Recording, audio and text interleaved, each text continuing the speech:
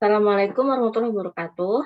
Di sini saya Dina Maharani dengan NIM 2024 10 10 356 dan teman saya. Heri Setiawan dengan nomor NIM 2024 10 10 3028. Di sini kami akan mempresentasikan sebuah program yang ditugaskan untuk menyelesaikan mata kuliah grafika komputer. Di dalam permainan ini terdapat karakter tunggal yang akan melewati rintangan untuk dapat lanjut ke level selanjutnya. Pertama, kita akan mengimport fungsi OpenGL agar bisa menampilkan grafis yang nantinya akan kita buat. Lalu, di bawahnya terdapat koordinat post dan enemy yang merupakan koordinat dari bentuk balok yang nantinya akan menjadi tantangan. Setelah itu, di bawahnya terdapat fungsi definite yang berisikan clear color berfungsi untuk memberikan warna pada layar Windows. Lalu selanjutnya terdapat dev orang yang merupakan fungsi untuk penggambaran karakter. Di dalam dev orang ini terdapat push matrix yang berfungsi untuk membungkus seluruh karakter agar tidak berantakan saat salah satu karakter dijalankan. Lalu ada GL translate untuk memindahkan posisi koordinat karakter, maksudnya saat karakter akan berjalan. Lalu ada GL scale untuk merubah ukuran asli dari koordinat yang ada menjadi lebih kecil. Jadi untuk contohnya, untuk koordinat karakter orang yang awalnya berkisar ratusan, sekarang menjadi puluhan. Lalu ada GL begin dan GL polygon yang berfungsi untuk membentuk bentuk poligon, sama halnya seperti GL quartz dan triangle untuk membuat bentuk segi 4 dan segitiga. Setelah itu, ada GL color digunakan untuk mewarnai bentuk poligon tersebut dengan masing-masing kode warna yang disesuaikan. Selanjutnya, ada GL vertex 2F. Ini dimaksudkan untuk menggambarkan titik pada dua koordinat yang bertipe data floating. Setelah itu, kita masukkan semua titik koordinat yang diperlukan untuk menggambarkan orang yang kita butuhkan. Setelah itu,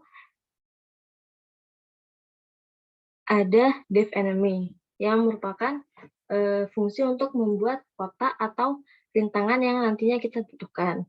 Lalu ada dev background, ada dev tanah, ada dev cycle, dev rumput, dan dev tembok untuk pijakan karakter nanti. Jadi fungsi-fungsi tersebut merupakan fungsi-fungsi yang nantinya akan muncul pada permainan kami. Selanjutnya ada dev text string. Ini untuk menampilkan kata-kata seperti game over, you win, dan nyawa yang ada pada pojok kanan atas permainan kami. Lalu selanjutnya ada dev display untuk memanggil semua fungsi yang menggambarkan area permainan. Lalu di dalam dev display terdapat fungsi teks juga yang akan menampilkan game over dan you win pada koordinat -6 dan juga -1. Selanjutnya akan dijelaskan oleh teman saya. Baik, mungkin bisa ke fungsi main. Di sini ada fungsi main. Fungsi main ini adalah fungsi utama pada program kami, dan di fungsi main ada pertama dia akan memanggil glutinate dari graph seperti konfigurasi biasanya. Terus ada ini display mode yang berparameter glut single sama glut RGB. Glutinate window size ini untuk ukuran dari game kita, yaitu yang W dan H sesuai pada variabel di atas, yaitu 1200 sama 600. Glutinate position yaitu 100. Glut Windows ini untuk title pada aplikasi kita yang bernama Happy Sunday.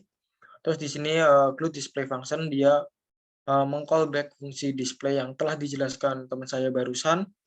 Terus ada fungsi callback lagi yaitu glut special function, dia memanggil fungsi input keyboard yang fungsi input keyboard di sini dia ada beberapa variabel global yaitu post X, post Y, lompat, game over, sama finish.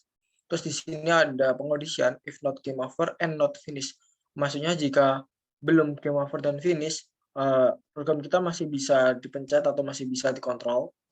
eh, pada fungsi K sama dengan GLUT K up ini untuk jika dipencet panah atas dia akan menambah posisinya itu sebanyak 10. Terus pada GLE K rect atau jika dipencet panah kanan dia akan menambah posisi X-nya itu sebanyak 2, dan GLUT K left itu untuk mengurangi atau posisi X-nya itu berubah menjadi -2. Terus kemudian kembali lagi ke fungsi main. Nah, di fungsi main di sini ada GLUT timer function 50 update. Nah, di sini itu dia memanggil fungsi update yang atasnya, yaitu pada baris 546 dev update value GLUT post redisplay, dan dia memanggil GLUT timer function dan memanggil dirinya sendiri atau rekursif. Terus kembali lagi ke main, yaitu GLUT timer function pada baris 560 dia memanggil fungsi timer. Mungkin bisa scroll ke atas.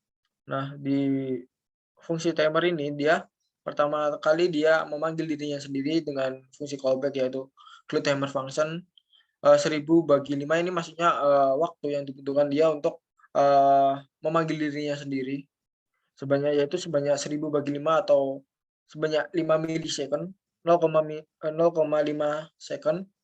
Terus ada beberapa variabel global. Terus di sini ada pengkondisian, jika belum game over dan belum finish dia akan melakukan if not enemy. Ini pada pengkondisian pertama ini dimasukkan ditujukan supaya ketika dia menyentuh musuh dia akan kalah atau berhenti.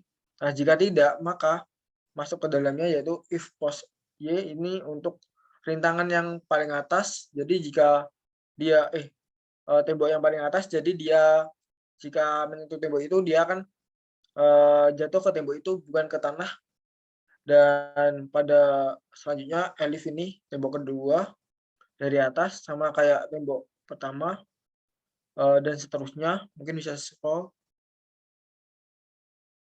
Nah, pada elif post Y lebih besar limit tanah ini sama kayak tembok yang atasnya, cuma di sini dia batasnya itu sampai tanah paling bawah atau pijakannya. Terus di sini ada pengkondisian lagi, yaitu if enemy lebih besar limit tanah. Jadi ini untuk gravitasi dari musuhnya. Terus if enemy X ini untuk supaya eneminya bisa jalan secara otomatis dari kanan ke kiri dengan cara enemy X min sama dengan 2. Terus setelah if yang atas masuk ke elif not game. Jadi sebelum game over nyawa tidak sama dengan nyawa min sama dengan 1. Jadi nyawa jika dia menyentuh enemy, nyawanya akan berkurang. Terus dia akan merestart posisi dari tokohnya ke posisi awal dan kalah sama dengan true. Terus enemy-nya juga posisi enemy-nya akan di-restart juga dari posisi awal. Kemudian akan ada pengecekan nyawa kurang dari 1. Jika nyawanya kurang dari 1, maka dia akan game over. Terus pada baris 503 if post X sama dengan 50 and post Y sama dengan 10, ini maksudnya posisi koordinat dari finish. Jadi jika udah menyentuh koordinat itu dia akan berhasil atau finish. Terus ada pengkondisian lagi, yaitu if post Y in limit tanah tembok. Ini maksudnya jika dia menyentuh tanah, lompatnya itu restart menjadi 0, jadi dia akan bisa lompat lagi. Namun jika dia belum bisa lompat tapi dia mau lompat itu nggak bisa. Mungkin bisa dilanjut oleh teman saya. Lalu selanjutnya adalah demonstrasi dari aplikasi yang kami buat.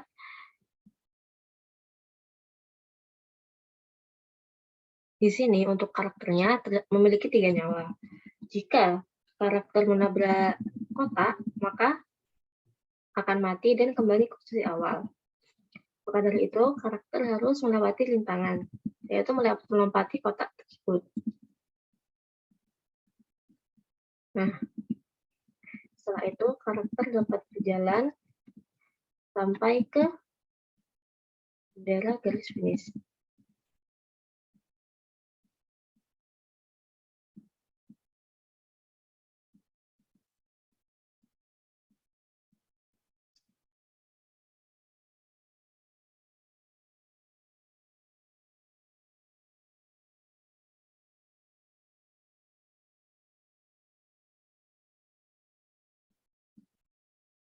Nah, setelah sampai pada titik koordinat yang telah ditentukan, maka akan muncul tulisan you win yang artinya kita telah menang.